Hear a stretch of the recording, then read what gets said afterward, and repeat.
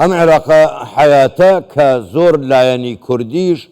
سوێند بە دیداری دەخۆن، نە پابەندی دەستورە، نە پابەندی ڕێکەوتنەکانێتی لەگەڵ هەرێمی کوردستان، نە پابەندی تەواوی ئەو پابەندیانەیە کە هەرێمی کوردستان پێوەی پابەند و خستێتە بەردەستی ئەوان، تاکو ئێستاش ئەوان ئامادە نین نە موچەی موچەخۆرانی خەڵکی کوردستان بنێرن،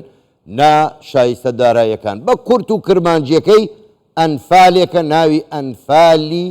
داراییە خنکاندنی خەڵکی کوردستانە. لەسەر ئەم بابەتە ئێمە لەگەڵ میوانەکەمان قسەی زیاتر دەکەین، بزانین دیوانی چاودێری دارایی عێراقیش کە هیچ کێشەیەکی نەبێ کەواتە موچە بۆ نایێت. میوانەکەمان زۆر بەڕێز دکتۆر محەممەد زراری بەڕێوەبەری گشتی و گوتەبێژی دیوانی چاودێری دارایی هەرێمی کوردستان ڕاستەوخۆ لە شاری هەولێرەوە لەگەڵماندایە. کاک دکتۆر محەممەد شەوتان باش، گەلێک سوپاس بۆ بەشداریکردنیشتان لەگەڵمان لەم گەشتەی ژووری هەواڵی کوردستان 24 وەک لە هەواڵەکەشدا هاتبوو. ئێوە وەکو دیوانی چاودێری دارایی هەرێمی کوردستان هەموو داتا و زانیاریەکانتان داوەتە دیوانی چاودێری عێراق، ئەوانیش هیچ بیانوویەکیان نییە. کەواتە هۆکار چییە تاکو ئێستا شایستە دارایی و موچەی خەڵکی کوردستان سرف ناکرێت؟ بەڵێ طبعاً لە دوای سەردانەکەی ڕێزدار سەرۆک حکوومەتی هەرێمی کوردستان و جێگرەکەی بۆ بەغدا لە 15 لە 17 بڕیاری ئەنجومەنی وەزیران دەرچوو لەسەر ئەوەی کەوە حکوومەتی هەرێمی کوردستان داتا و زانیاریەکان بدا بە هەردوو دیوانی چاودێری دارایی حکوومەتی اتحادی و دیوانی چاودێری دارایی هەرێمی کوردستان. طبعاً ئەو بڕیارە لە 17 دەرچوو بە ژمارە 23520 بۆ ئەوەی کەوا داتای فعلی لە هەرێمی کوردستان پێشکەش بە هەردوو دیوان بکرێ، دیوانی چاودێری دارایی هەرێم و دیوانی چاودێری دارایی اتحادی. طبعاً پاش هاتنی دیوانی چاودێری دارایی اتحادی بۆ هەرێمی کوردستان ئەمە لە هەفتیدا دەستمان بە پرۆسەکە کرد، لە 17 کۆتەماین پێهینات دەتوانین برین لە ماوەی 10 ڕۆژدا کۆتایی بەو پرۆسەیە هات. هەموو ئەو داتا زانیارانەیەکەوە ئەمە داوامان کرد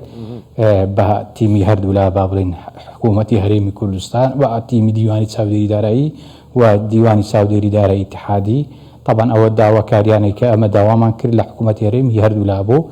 هەموو ئەو داتایانی کەوا پێویست بوون لە ژمارەی موچەخۆرانی هەرێمی کوردستان. طبعاً کە دەڵێن موچەخۆرانی هەرێمی کوردستان واتە ئەو فەرمانبەرە فعلیانە و هەروەها ئەوانی کە گرێبەستن و خانەنشینان و ڕعای ئیجتیماعی با بڵێن چاودێری کۆمەڵایەتی و هەروەها شەهید و ئەنفالەکان، ئەوانە طبعاً هەمووی دەگرێتەوە موچەخۆران. طبعاً گەیشتینە ئەوەی کەوە بەڵێ حکوومەتی هەرێمی کوردستان مانگانە نزیکەی پێویستی بە 940 ملیارد دینارە بۆ ئەوەی موچەی موچەخۆرانی خۆی پێ بدات. طبعاً ئەو ڕقەمە لەوانەیە بگۆڕێ لە مانجێک لە مانجێک ملیارە کەمتر یان زیاتر حەسەب ئەو مانگەی کەوا موچەکەی دەدا. ئەوەی کە زۆر گرنگ بوو لەو راپۆرتە، ئەو راپۆرتە بەواژووی هەردوو لا بوو، بەواژووی دیوانی چاودێری دارایی با بڵێن هەرێمی کوردستان لەگەڵ دیوانی چاودێری دارایی حکوومەتی اتحادی. بێگومان ئەوەش لەلایەن ئەنجومەنی وەزیرانی حکوومەتی اتحادی ئێمە ڕاستپێردرا بووین هەردوو دیوان بۆەوەی ئەو وردبینیە بکە لە موچەی موچەخۆران ئایا موچەخۆر لە هەرێمی کوردستان بە فعلی چەندە و ئایا پێویستی بە چەندە مانگانە گوژمەی چەندی پێویستە بۆ ئەوەی حکوومەتی هەرێمی کوردستان موچەی پێ بدات. باش کاک دکتۆر محەممەد، ئێستا ڕوون بۆتەوە کە ژمارەی موچەخۆرانی هەرێمی کوردستان لە لای دیوانی چاودێری عێراقیش هەیە، ینی لە لای ئەوانیشە، بەڵام پرسیارەکە ئەمەیە ئەوەی جگە لەوەی ئەوان ئەو تەخشان و پەخشانەی بە پارەی ئێکەن و کەسی نییە لێیان بپرسێتەوە و بە هەزاران هەزار بندیواریشیان هەیە، بەڵام هۆکارەکەی چییە کە تا ئێستا بە دیاریکراوی ئەگەر بڵین وەزیری دارایی عێراق ئامادە نییە ئەو موچە و شایستە داراییانەی هەرێمی کوردستان سەرف کات؟ هیچ هەیە لە پشت دەسەڵاتەکانی ئەوەوە؟ طبعاً بێگومان ئەمە ئەگەر نچینە ناو بابەتە سیاسەکەی زیاتر باسی فەنیەکە بکەین. باشە، لە فەنیەکە ئێمە دەتوانین بڵێن قانونی موازنەی اتحادی 2023 تا 2026 ئەوە بەڕاستی ڕێگرە لەوەی کەوا پارەی پێویست بۆ هەرێمی کوردستان بێ لەبەر ئەوەی کە لە مادەی 11 لە فەقەرەی 2 باس لە ئینفاقی فعلی دەکات. ئینفاقی فعلی وای کردێ بەڕاستی نەک ئەو شخصەکە وەزیری دارەیە پێ وایە هەر کەسێک کە وەزیری دارایی بی لە شوێنە ڕەنگە لەبەر ئەوەی قانونەکە بەو شێوەیە هاتیە کە باس لەوە دەکا حسەی حکوومەتی هەرێمی کوردستان 12.67 لە ئینفاقی فعلی واتە لە خەرجی با بڵێن ڕاستەقینە خەرجی ڕاستەقینە لەگەڵ بودجە لەگەڵ با بڵێن دوژمەی بودجە زۆر جیاوازە لەبەر ئەوەی ئەگەر بین سەیرکەین لە شەشمانجی یەکەم عێراق نزیکەی تەنها 50 تریلیۆن دیناری سەرف کردووە وەکو با بڵێن ئینفاقی فعلی خەرجی ڕاستەقینە. بەڵام ئەگەر بێ حسابی بکەین خۆی پێویست بوو بە پێی قانونی موازنە بۆی هەبوو کەوا 100 تریلیۆن خەرج بکە. ئەگەر 100 تریلیۆن خەرجی هەبا حکوومەتی عێراق ئەو کاتە ئەوەی کە پێویست بوو لە هەرێمی کوردستان بێ ڕێک دوو ئەوەندەی ئێستایەکەوە دەهات. یعنی ئەو بەڕاستی ئەو بڕگەیە وای کردکەوە ئەو گژمەیکەوە پێویستە لۆ هەرێمی کوردستان بێ زۆر کەمتر بووەوە. ئەوە لێرە بەڕاستی ئەو کاتیش باسمان کرد و ئێستا شەر دەڵێنەوە ئەوە زۆر زەرورە ئەو فەقەرەیە دەستکاری بکرێ و مەوزوعی ئینفاقی فعلی لە مەوزوعی موازنە دەربێ لە بودجە لەبەر ئەوەی لە هیچ شوێنێکی دنیا ئەو شتە نییە کەوا شتەکەوی بەناوی ئینفاقی فعلی ئەگەر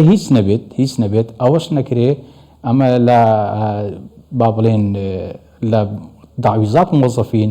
حسەی هەرێمی کوردستان مانگانە با بڵێن موچەخۆران تقریبا 770 ملیاردان درایە یعنی ئەوە هەر تەزبیت کرا لە جەدوەلەکە ئەمە دەکرێت پشت بەوەش بەبەستین ینی ئەگەر هیچ نەبێ ئەگەر ئینفاقی فعلیەکەش سەری نەگرت بگەڕێنەوە سەرەوەی کەەوە ئەو 770 ملیارە کەوا مانگانە لەو هەرێمی کوردستان دیاری کراوە کە دەکات تقریبا زیاتر لە 9 تریلیۆن و 300 ملیار دینار پێویستە ئەوە مانگانە بێتن لۆ هەرێمی کوردستانیان با بڕێن لە ساڵێک کە دەکات 9 تریلیۆن و 300 ملیار دینار هیچ نەبی بە ئەوە بکرێت لەگەڵ ئەو داهاتە ناوخۆیەکەوە حکوومەتی هەرێمی کوردستان هەیەی تا ڕادێک دەتوانێت موچەخۆرانی خۆی لە کاتی خۆیدا بەش بکات. باش کاک دکتۆر محەممەد جا ئەگەر وەکو جەنابەت دڵی تا ئەوەی ئەو فەقەرەیە هەموارە کرێتەوە لە پەرلەمان ئەمە یا ئەڵڵای